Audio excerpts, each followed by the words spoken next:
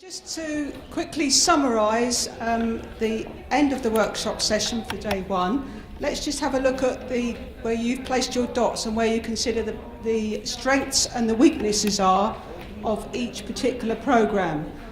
For Robert's Centrope TT voucher system, your key strength, you feel, is the stimulation and the connection between SMEs and R&D institutes, universities, etc.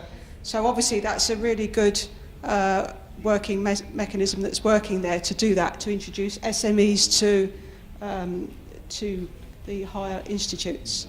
And then the other strength that you've identified is it helps to give a change of mindset in terms of internationalisation and helps to improve SME export as well, because it's an international type scheme.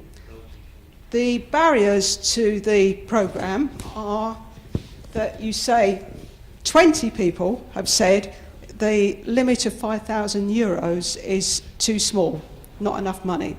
So that's the key barrier for that particular programme. For the next programme, the Prototron programme, the key strength that you've identified is that it boosts creativity and it provides a good collector of innovative ideas coming from a senior region, and it has an impact on the territory and the region. The key challenge or barrier to transfer is that it is difficult to get private funding, and obviously there's been a great deal of effort being put in encouraging banks to participate in the scheme, and the enthusiasm that you've put into it has given you the results. So it's hard work, but it's proven successful for you.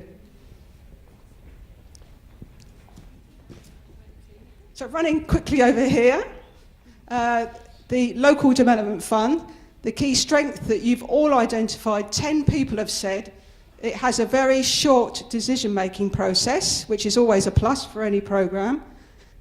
The barrier that you've identified is that there are no new jobs created, no new enterprises, as far as we know from the results, and no monitoring of sustainability of jobs, and not monitor the feedback there's no monitoring and feedback on the programme. And the final programme we've looked at this morning is the Francesco's Regional Aid Scheme for Competitiveness. The key strength on this one is good areas for investment and flexibility in using the money. That got 8 votes. I feel like this is a bit like the Eurovision Song Contest, isn't it, really? And the barriers identified, the 12 of you have said the dependency of public funds, ERDF regional funds, which not everyone has access to. So that really sums up what you think of the programmes that we've discussed so far. Tomorrow there's another 4 programmes that we're looking at, and then we'll summarise those and then put the 2 together, so at the end of tomorrow you can vote on what you think is the overall best practice arising from the presentations today. So thank you very much.